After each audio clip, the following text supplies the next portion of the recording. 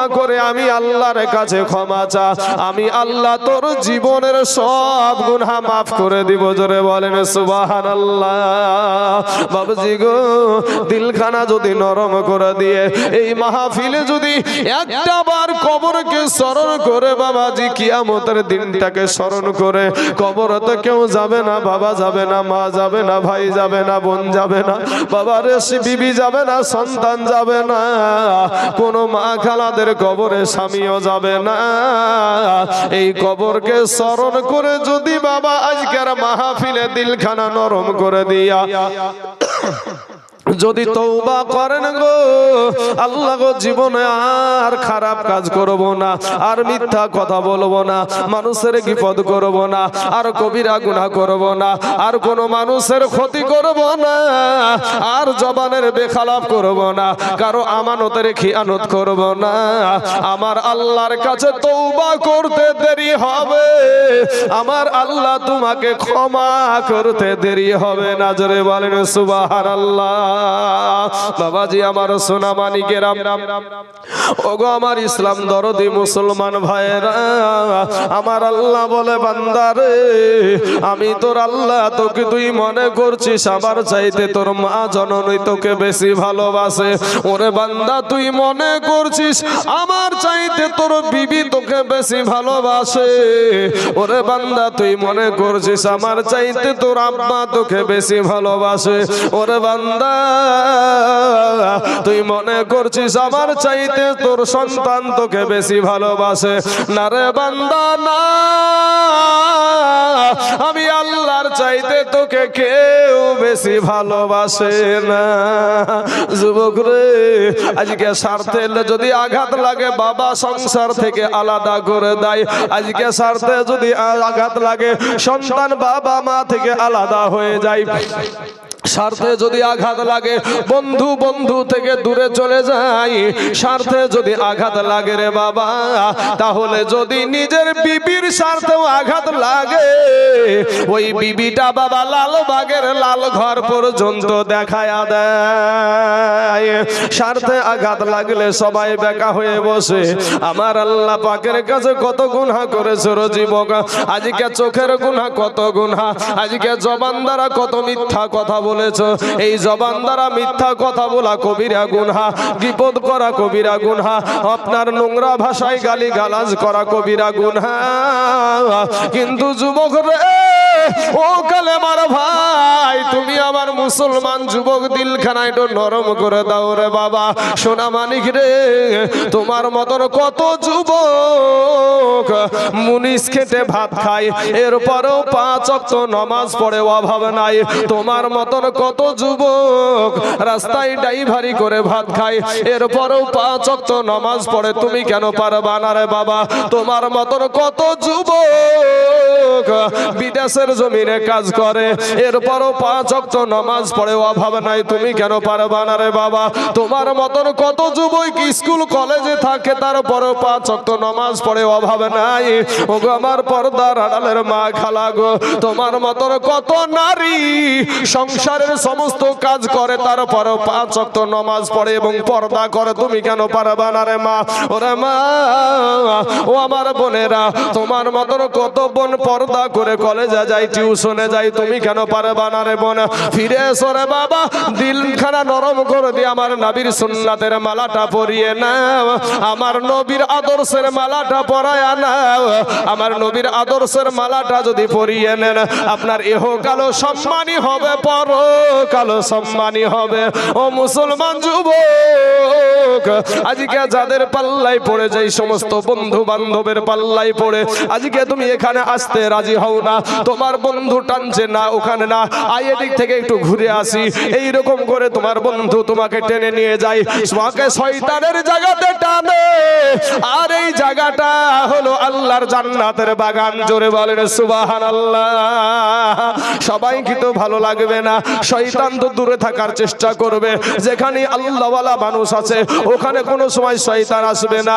ও সোনা মানিক রে, ও যুবকেরা, ও আমার কালেমাওয়ালারা, ও নবী প্রেমিকেরা, শুনো, আমার আল্লাহ বলে বান্দা রে আমি আসমান বানাইছি আমার বলি নাই রে বান্দা, আমি জমিন বানাইছি আমার বলি নাই রে বান্দা, ওরে বান্দা আমি পাহাড় সৃষ্টি করেছি আমি আমার বলি নাই রে বান্দা, ওরে বান্দা তুই হলি আমার। জোরে বলেন না একবার সুবহানাল্লাহ। বাবাজি আমার সোনা মানিকেরা, ওগো আমার ভাই জানেরা, আমার আল্লাহ পাক এত দয়ালু এত দয়ালু, আমার মা আপনার মা যত ভালোবাসে তার চাইতে কোটি কোটি কোটি সহস্র কোটি গুণে আমার আল্লাহ আপনাকে বেশি ভালোবাসে। জোরে বলেন সুবহানাল্লাহ। এ বাবাজি আমার আল্লাহ যদি আপনাকে বুবা করে দুনিয়ার জমিনে পাঠায়া দিত, পৃথিবীর জমিনে এমন কোন ডক্টর ছিল না বাবা আপনার জবান থেকে কথা বের করে। আমার আল্লাহ যদি আপনাকে দুনিয়ার জমিনে অন্ধ করে পাঠায়া দিত, পৃথিবীর জমিনে এমন কোন ডক্টর ছিল না যে আপনার চোখের দৃষ্টি ফিরাইতে পারে।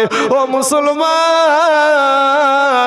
আমার আল্লাহ যদি আপনার দুইখানা পা পঙ্গু করে দুনিয়াতে পাঠাইতো, পৃথিবীর জমিনে এমন কোন ডক্টর ছিল না যে আপনাকে পা ফিরাইয়া দেয়।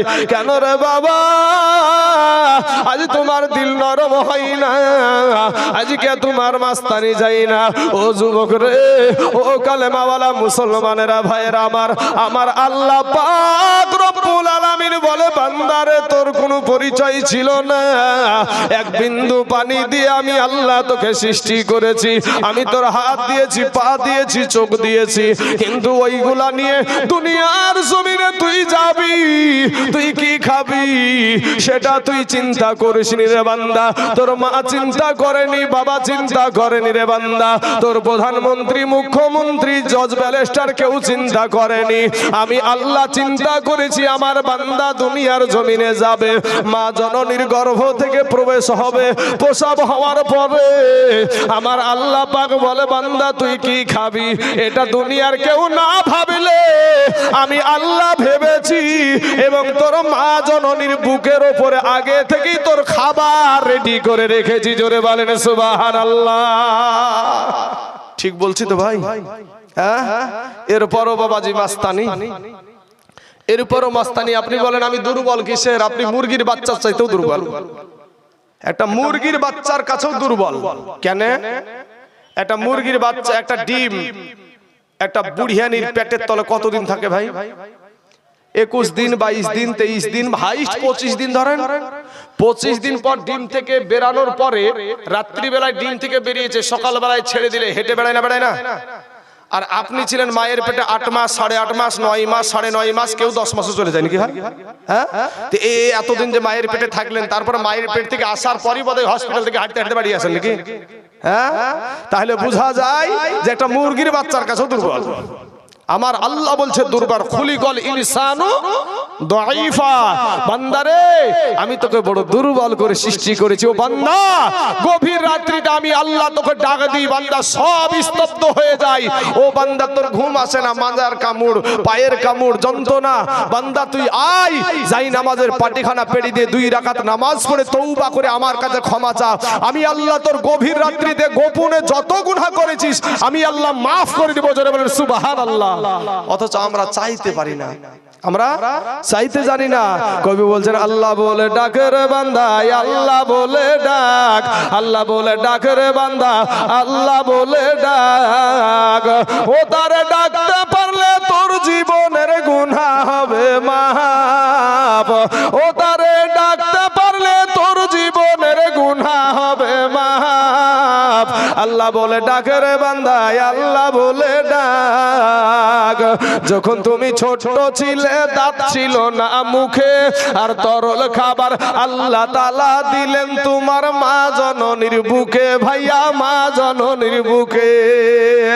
যখন তুমি ছোট ছিলা দাঁত ছিল না মুখে, তরল খাবার আল্লাহ তাআলা দিলেন তোমার মা জননীর বুকে, ভাইয়া মা জননীর বুকে। ওরে সেই আল্লাহ রে ভুইল না রে, সেই আল্লাহ রে ভুইল না রে, জীবন জায়গার থাক। আল্লাহ বলে ডাক রে বান্দা, আল্লাহ বলে ডাক। ও তার ডাকতে পারলে তোর জীবনের গুনাহ হবে মাফ। আল্লাহ বলে ডাক রে বান্দা, আল্লাহ বলে ডাক। যখন তোমার কেউ ছিল না তখন ছিল উনি, এখন তোমার সব হইয়াছে পর হইয়াছে তিনি রে বাবা, পর হইয়াছে তিনি। আমরা যখন মায়ের গর্ভে ছিলাম আমাদের কেউ ছিল না রে বাবা, আমাদের মায়ের গর্ভে আমাদেরকে জীবিত রেখেছে আমার আল্লাহ। জোরে বলেন সুবহানাল্লাহ।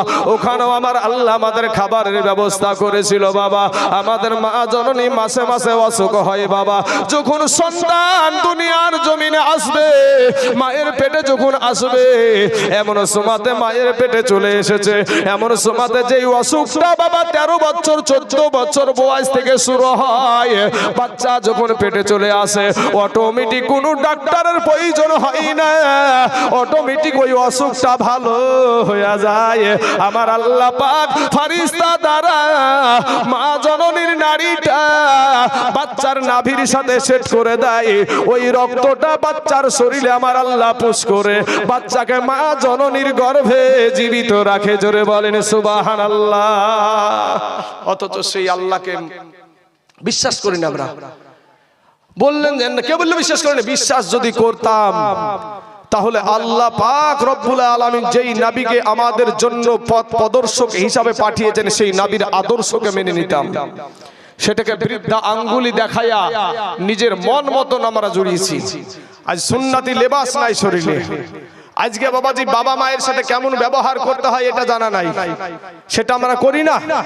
বাবা মার সঙ্গে বেয়াদবিমূলক আচরণ করো। ও যুবক, মুরব্বীদের সঙ্গে কেমন ব্যবহার করবা তাতে নবীজির আদর্শ আছে। আপনি মেম্বার হয়ে কেমন ভাবে দেশ পরিচালনা করবা তাতে নবীজির আদর্শ আছে।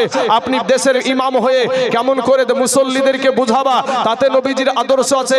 মুসল্লিরা ইমাম সাহেবকে কেমন ভাবে কেমন সম্মান দিবে তাতে নবীজির আদর্শ আছে। শুধু তাই না বাবাজি, একটা মেহমান যদি আসে সেই মেহমানের সাথে কেমন ব্যবহার করবা তাতে নবীজির আদর্শ আছে। এমন কি বাবাজি মাথার চুল কাটাতেও নবীর আদর্শ আছে। জোরে বলেন সুবহানাল্লাহ।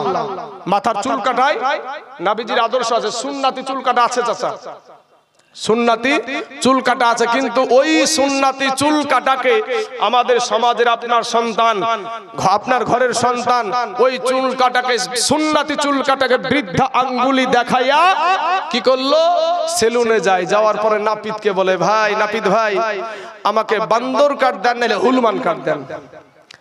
মাথার ভিতর এখন টিকটিকিও বানাই, মাথার ভিতরে আল্লাহর দেওয়া রং পছন্দ হয় না, দেখবেন কুত্তার লেজের মতন রং করে রাস্তায় ঢং করে ঘুরে বেড়ায়, নিজেকে খুব হ্যামসাম মনে করে। আরে বাবা রে, বিশাল ব্যাপার।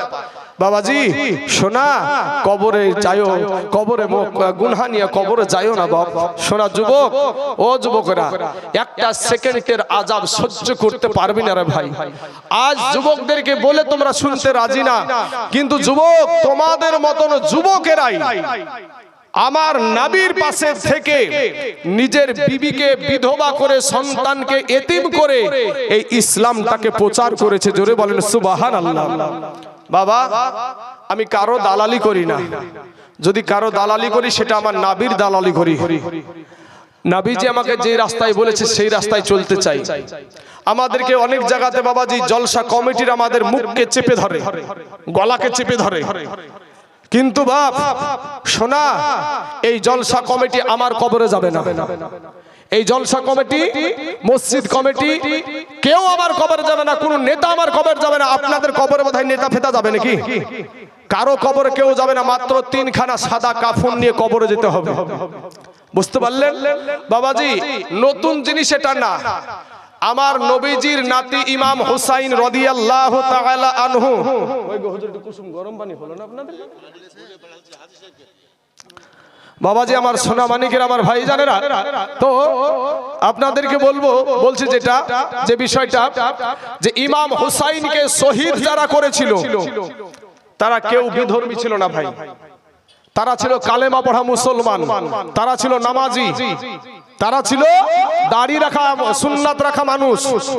সেই 22,000 সৈন্য দিয়ে ইমাম বংশকে, আমার নবীর বংশকে, ফুরাত নদীর পানিকে বন্ধ করে দিয়ে ইমাম হুসাইনকে কারবালার জমিনে শহীদ করেছে মুসলমানেরা। ইমাম আপনার যিনি আমাদের ইমাম আপনার হযরতে আবু বকর সিদ্দিক, হযরতে উমর ফারুক রাদিয়াল্লাহু তাআলা আনহু, জিনার কথা বলা হয়েছে যে আমার নবী বলছেন আমার পরে যদি কেউ নবী হতো তো উমর ফারুক নবী হতো। তিনাকে শহীদ করেছে মুসলমানেরা। হযরতে উসমান গনি জিন্নুরাইন, সেই উসমান গনি রাদিয়াল্লাহু তাআলা আনহু নবীজির জামাই, দুই বিটির জামাই, সেই উসমান গনিকে শহীদ করেছে মুসলমানেরা। এ মুসলমান যুবকেরা, আপনার হযরতে আলী রাদিয়াল্লাহু তাআলা আনহু, যিনি মা ফাতেমার স্বামী, জিনার সম্পর্কে আপনার হাদিস এসে আলা মাদিনাতুল ইলমি ওয়া আলিয়ুম বাবুহা, আমার নবী বলছেন আমি হলাম ইলমের শহর, আর সেই শহরের দরজা হলো হযরতে আলী। জোরে বলেন সুবহানাল্লাহ। সেই আলী রাদিয়াল্লাহু তাআলা আনহুকে ইরাক দেশে আপনার শহীদ করেছিল এই মুসলমানেরা। হুসাইনকে শহীদ করেছে মুসলমানেরা, হাসাইনকে শহীদ করেছে মুসলমানেরা। আজকের দিনেও বাবাজি বাবরি মসজিদ তৈরি হওয়াতে কিছু মৌলবীদের চুলকানি উঠেছে, কিছু মৌলানাদের চুলকানি উঠেছে বাবাজি। মুমতাজুল নামে একজন ব্যক্তি, মসজিদের পক্ষে আমরা, আজ আমার মসজিদকে নিয়ে বাবাজি ওয়াকফ সম্পত্তিকে হাতিয়া আপনারা তাদের কবজায় করছে। আজ এই মসজিদ আপনার বাবার মসজিদ, এই মাদ্রাসা আপনার বাবার মাদ্রাসা, এই ঈদগাহ আপনার বাপে দাদার মাদ্রাসা ঈদগাহ, এই গরুস্থানের ময়দান আপনাদের বাপ দাদার গরুস্থান। সেই গরুস্থানের পক্ষে কথা বলতে গেলে কিছু মুসলমানের, সব মুসলমান না, কিছু মুসলমানের ভিতর জ্বলছে না ভাই, যারা দালালি করে। আবার মৌলবীদের ভিতরে 3000 টাকা ভাতা পাইছে, যদি এদিক ওদিক হয়ে যায় 3000 টাকা ঢুকবে না, বুঝলেন না? রুজির মালিক কে? জোরে বলতে হবে, একটু কথা বলেন তো, রুজির মালিক কে? এতগুলা মানুষের আওয়াজ, এটাই মুখে ফেবুকে কাটা লেগেছে ভাই। মইরে গেলে 3খানা কাফন, এটাই মনে রাখি আমি তাইজুল ইসলাম আজ বলছি, মানা না মানা সেটা আপনার ভিতরে। আমাদের রুজির মালিক কে? রুজির মালিক যদি আল্লাহ বিশ্বাস থাকে তাহলে এটাও বিশ্বাস রাখেন, ও 3000 কেন 3 কোটি টাকা দিয়ে আপনার পেট ভরাতে পারবে না, কিন্তু আমার আল্লাহ পাক রব্বুল আলামিনের একটা ইশারাতে ধনী থেকে গরিব বানায়, ধনী থেকে আপনাকে মিসকিন বানাতে পারে, আবার মিসকিন থেকে আপনাকে ধনী বানাতে পারে। জনগণ ঠিক না ঠিক? সেটার উপরে বিশ্বাস রাখেন বাবা। আমি যে কথাটা বলতে চাইছি, আজ বেলডাঙ্গার জোটাতে যাই তারা মিটবে না, ইসলাম মিটবে না, তারা কিন্তু মিটে যাবে। কিন্তু বাবা রে, আমার কালেমার ভাইদেরকে যখন আক্রমণ করে আমার ব্যাকে ব্যথা লাগে, আমাকে যদি আক্রমণ করে আপনাদের ব্যথা লাগে। একটা ঘটনা আমার মাথায় আমার আল্লাহ কিন্তু দিয়ে দিল, 5টা মিনিট আপনাদেরকে এই ঘটনাটা বলবো বাবা। সোনা মানিক রে, এই মসজিদের জন্য আজকে আমরা আগাতে পারি না, এই মসজিদে মাদ্রাসার জন্য আমরা আগাতে পারি না। ও মুসলমান যুবক, মুতার প্রান্তরে লড়াই হবে, যুদ্ধ হবে রে বাবা। ওইদিকে কাফেরদের সৈন্য হলো 1 লক্ষ, মতান্তরে 2 লক্ষ বাবা। আর আমার নবী, আপনার নবী, সারাকুল কায়নাতের নবী বানালেন মাত্র 3000, মাত্র 3000। এই 3000-এর ভিতরে আবার 3কে সেনাপতি বানালেন। ওই যুবকেরা শুনো ভাই, তারা সবাই তোমাদের মতন যুবক ছিল। প্রথম নাম্বার সেনাপতি কোথায়? আমার পালক পুত্র যাই, দাঁড়িয়ে যাও। সঙ্গে সঙ্গে দাঁড়িয়ে গেলেন। তো আমাদের মতন না বাবাজি, যে ডাকার পরও আসতে রাজি না, নিজে কি বাবাজি খুব মহান মনে করছে। অনেক কি বলছি ভাই বসেন, বসতে রাজি না, ঠিক আছে? ওরা তারা ছিল না, ওনারা এরকম ছিল না। ওনারা নবীজির জবান থেকে কথা বের হতে দেরি, ওদের মানতে দেরি হলো তো হতো না। জোরে বলেন সুবহানাল্লাহ। কোথায় আমার পালক পুত্র যাই, দাঁড়িয়ে যাও। সঙ্গে সঙ্গে বাবা দাঁড়িয়ে গেলেন। তারপরে বলছেন কোথায় আমার চাচাতো ভাই জাফর বিন আবু তালিব, দাঁড়িয়ে যাও। সঙ্গে সঙ্গে দাঁড়িয়ে গেলেন। তারপরে বলছেন কোথায় আমার সাহাবী আব্দুল্লাহ ইবনে রাওহা, দাঁড়িয়ে যাও। সঙ্গে সঙ্গে দাঁড়িয়ে গেলেন। আমার নবী, আপনার নবী